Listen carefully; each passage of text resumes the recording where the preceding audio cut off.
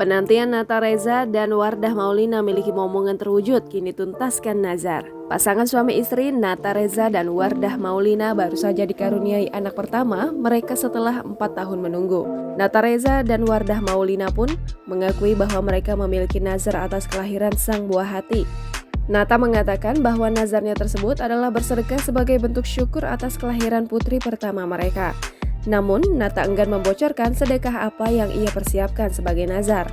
Kabar lahirnya anak pertama Nata Reza dan Wardah Maulina pertama diketahui di laman Instagram pribadinya pada Senin 15 November 2021 kemarin. Dalam video yang dibagikan Nata dan Wardah, terlihat air mata penyanyi 31 tahun itu tampak menetes saat menyambut kelahiran buah cintanya. Putri pertama mereka berdua diberi nama Zakia Sena Humairah yang memiliki arti anak soleha yang ramah dan menghadirkan kebahagiaan. 4 tahun menantikan kehadiran buah hati membuat Nata Reza tak bisa membendung rasa harunya.